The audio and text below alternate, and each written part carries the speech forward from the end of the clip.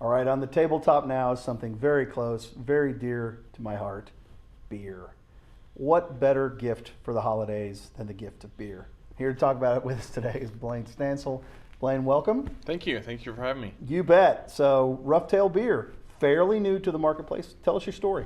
So we started April of 2013, so a little over a year, and we came out with these cans last December, so they're just about a year old. It's an anniversary, so that right there makes it a great gift. There you go. And then we started selling beer recently in August, actually, at the brewery, 3-2 beer.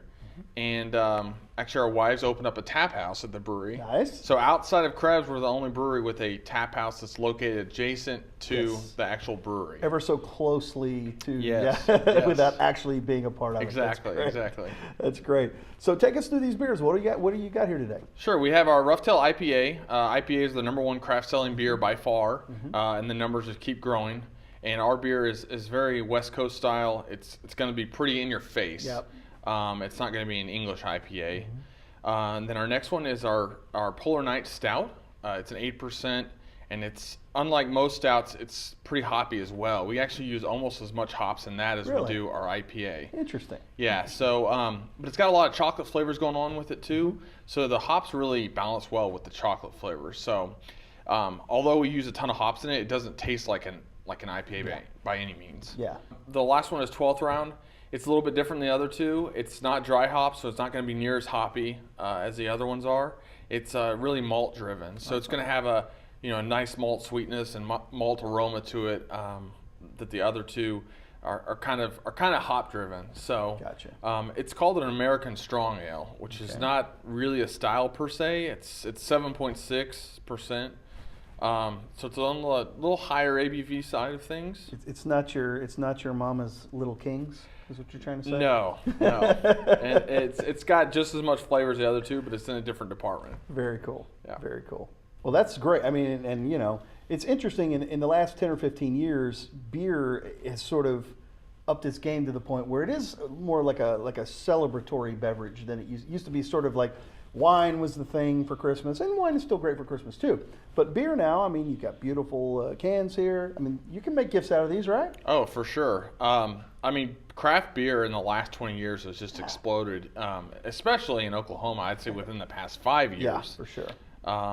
And so, maybe the wine people are going to get onto me for this, but I think there's just as many interesting flavors in beer as there can be in wine.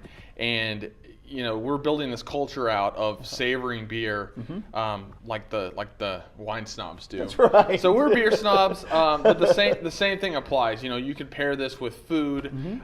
You can drink it to enjoy it, not to get drunk. Right, so right. It's a high quality beverage. So you're saying we're not going to shotgun these right now? No. I highly advise that we do not do that. That's well, Santa's watching too. Yeah, so there you go. We don't want to. This close to Christmas, you don't want to get on the bad list. That's right. Now, you were talking about some ideas you had for the kegs that you guys do. Sure. We actually, so I mentioned that we do 3-2 beer at the brewery. We sell it, and we are coming out, or just came out with actually a 1-gallon stainless steel growler.